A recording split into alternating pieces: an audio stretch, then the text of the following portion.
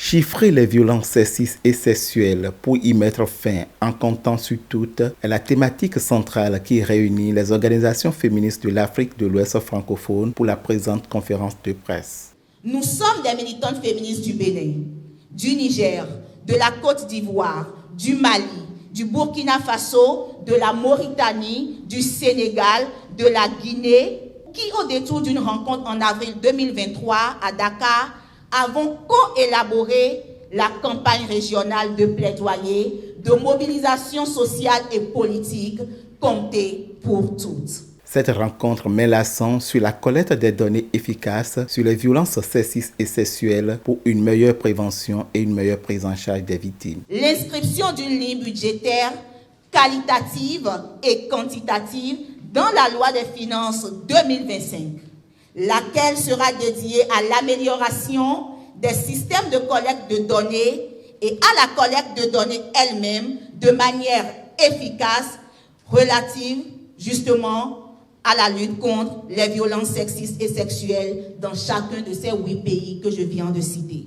Des jalons qui vont garantir des statistiques fiables en matière de collecte de données sur les violences sexistes et sexuelles en République du Bénin.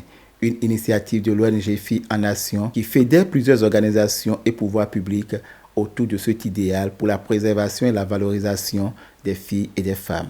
Nous ne sommes pas que des féministes, nous sommes des humains qui portons nos droits et qui essayeront toujours avec tous les êtres humains, quel que soit leur genre, d'aller plus loin pour que la société puisse refléter le rêve que tous nous portons ici. Ceci contribue vraiment à une autre étape de ce que nous défendons aujourd'hui. Si chaque année, nous avons des statistiques fiables, désagrégées, en âge, selon le sexe, ainsi de suite, il est clair que l'aspect redevabilité, que ce soit des organisations de jeunes et de femmes ou des organisations de la société civile, à l'endroit des différents ministères, peut être assuré, mais également la redevabilité des différents ministères à l'endroit des organisations par rapport au travail qui est fait.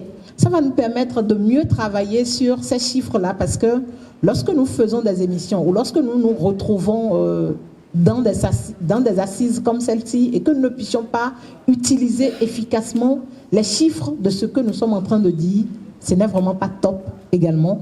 Donc vraiment bravo, toutes nos félicitations et ensemble on ira encore plus loin.